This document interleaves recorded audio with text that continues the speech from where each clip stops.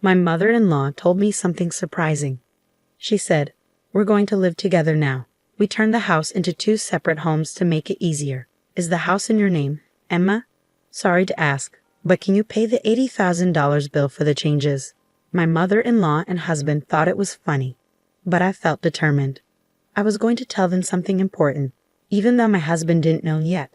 I had proof too. My name is Emma Davis, and I'm 26 years old.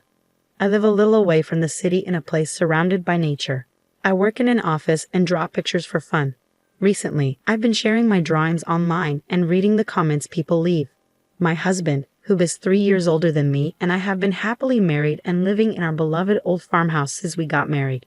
But there's been a visitor who comes by once a month since then, and they always give me a headache. "Emma, Emma, I'm here.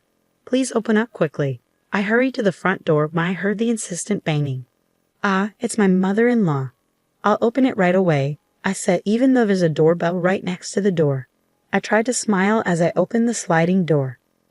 There are so many bugs around here. It's so annoying. Is George still at work? Poor thing, even on Saturday. Oh, I brought some of his favorite food.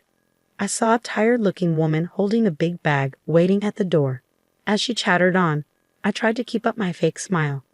This visitor, who comes once a month, is none other than my husband's mother, my mother-in-law. Since my husband is an only child, she feels it's her duty to look after him even after we got married. She even gives me tips on how to manage the house. Last time she visited, she rearranged the whole fridge, making it a hassle for me to prepare breakfast the next day. I remember my husband telling me before we got married, if my parents ever need care, we'll live together. I hope you understand. I'm disappointed at the thought of leaving our lovely old house when the time comes, but I've accepted it. What bothers me more is the idea of living with my mother-in-law all the time. I feel sorry for my husband, as it's not something I'm looking forward to. Fast forward 2 years into our married life in the farmhouse. My husband told me that his father slipped on the stairs at home and broke his leg. They'll need our help from now on. Let's live together, just like we talked about before we got married. Yes, I'm worried too. So I think it's a good idea. Can I still do my drawings? I was concerned about my father-in-law's health, so I agreed to move in with them without hesitation. But I was worried that taking care of my in-laws and doing housework might leave me with no time for my drawing hobby. Whether he knew about my worries or not, my husband just said, "I want you to focus on the house," and left for his office. Left alone in my room, I felt like I was giving up on my husband. As I looked through my drawings, I started sorting out my feelings. Just when I had decided to live with them, something unexpected happened. While I was at work, I suddenly felt numbness in my hands and feet and got really dizzy. I collapsed. Thankfully, a colleague called an ambulance, and although I wasn't in danger, it turned out I had had a stroke at a young age after a medical checkup. Even though I had been warned about high blood pressure during health checkups before, I regretted not taking it seriously and going to the hospital. From the time I found out about the illness to being hospitalized, including tests, surgery, and recovery, it took about 2 months. It all happened so quickly, and I realized my husband showed very little concern for me. After being diagnosed with a stroke at a young age, I called my husband with trembling hands. But all I heard was disappointment in his voice, saying, "So living together will have to wait, huh?" I couldn't believe he was more worried about living arrangements than my health. Luckily, my father-in-law was still in the hospital with a fracture, so I didn't have to worry about taking care of him. This allowed me to focus on my treatment, which was a silver lining. Plus, since we didn't have kids, that wasn't an added concern. Suddenly, I thought of my mother-in-law, always talking about wanting to see her grandchild soon. But I pushed that thought away and grabbed my sketchbook. Lately, I had been too busy with preparations to live with my in-laws and undergoing tests since my stroke to indulge in my favorite pastime of drawing. I knew once I moved in with them, I'd have even less time for it. I decided to view my time in the hospital as a gift of freedom from God and resolved to enjoy my hobby to the fullest. Once this period was over, I promised myself to give my best to my husband and in-laws, whether it was doing chores or anything else. The 2-month hospital stay flew by, and finally it was time to leave. My husband casually asked if he should pick me up, but I wanted some time alone, so I declined, feeling a bit guilty. As I rode the bus, I looked out the window and saw the familiar scenery. I realized I was already near home. The sunlight shining on the lush green leaves was breathtaking, and I felt a mix of emotions, thinking goodbye to this beautiful natural setting. Since my in-laws' house is closer to the city, my life is going to change a lot from now on. Feeling a bit sad, I stepped off the bus at the familiar stop. As I walked towards what was supposed to be my beloved old home, I suddenly froze in astonishment.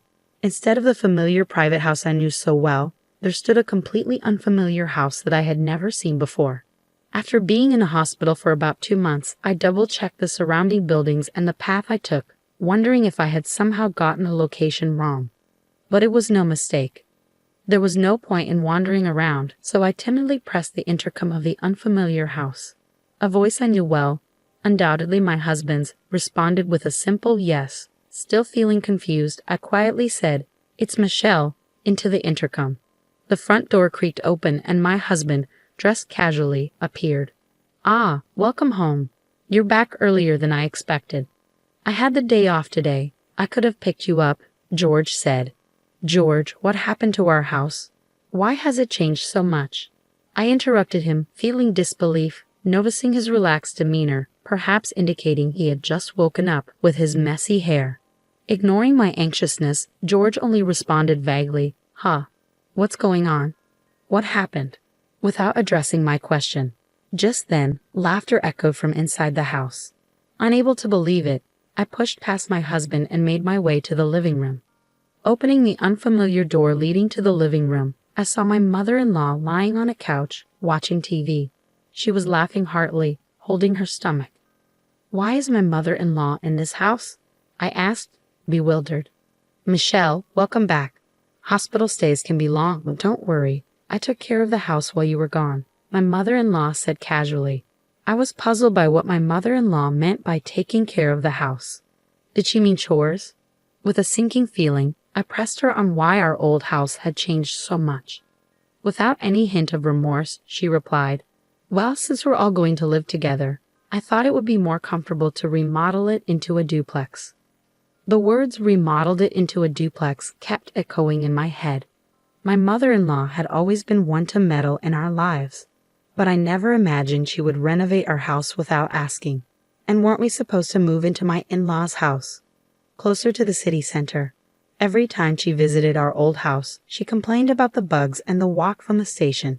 So why all the changes now? "Oh, and if something else important I have to tell you," my mother-in-law said, switching off the TV with a grin.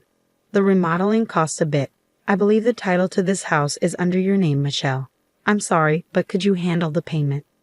My mother-in-law chuckled, devoid of any hint of apology. "Ah, it's $80,000, she said, her smile growing wider. "That's the cost of remodeling, and the title to this house comes with it, Michelle. $80,000. Her unexpected words hit me like a punch to the head, and my legs started shaking. I couldn't even find the words to respond. As I stared at my mother-in-law, stunned and laughing without a care, my husband appeared at the entrance and slipped into the living room. Seeing him, I instinctively moved towards him, holding on to a faint hope that he would support me. I repeated to my husband exactly what my mother-in-law had said, desperately awaiting his reaction, but all I got from him was a cold reply. "Well, that sounds about right. You'll handle it, won't you?" That's just who he is. When I had a stroke, he cared more about our living arrangements than my health. He's the kind of man who listens to his mother's every word, no matter how absurd. A man who always believes his mother is right.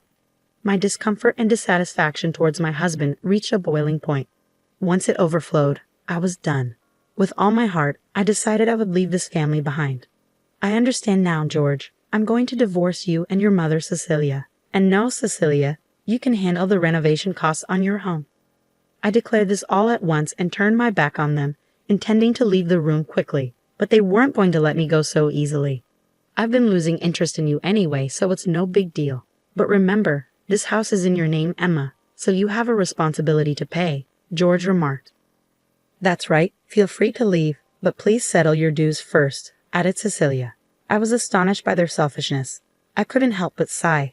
I was sure if I turned around, I'd see their smug faces grinning in victory, but I refused to look back. I stood tall and replied, "You keep saying the house is in my name, George, but did you forget that ownership has been transferred to you?" I revealed the truth, but they only laughed. thinking I was lying to avoid paying. That's when I brought up how George had asked me to change the property's ownership when we got married, as he didn't want the house to be in his wife's name for appearance's sake. Since I didn't particularly care about the property title, I had immediately transferred it to his name. Upon hearing this, their laughter abruptly stopped, and I could feel their panic gradually setting in. I don't recall saying such a thing. There's no proof anyway, George retorted. Anticipating this response, I turned back to face them, walked past them, and opened a drawer in a shelf from our old house. Let's see, it should be somewhere around. Ah, here it is. This is the proof, I said, taking out a document that listed the property and house ownership and showed it to them. When I pointed to the part that showed the ownership was in George's name, his face went pale. That's fraud. I never thought you'd actually do it, and I definitely can't pay such a huge sum of $80,000. George exclaimed. I was disgusted by my husband's reaction. He started yelling as soon as he realized the payment obligation was on him. Since a decent conversation seems impossible, let's communicate through lawyers from now on. Cecilia, your son seems to be in quite a pickle, so please take good care of him from now on, I stated calmly beside my loud husband. I smiled at my mother-in-law, who stood dazed, and finally turned my back on them, leaving their home for good. After that, my husband called several times, but I chose to ignore him entirely, opting instead to communicate formally through a lawyer, given our strained relationship and the issues with my mother-in-law.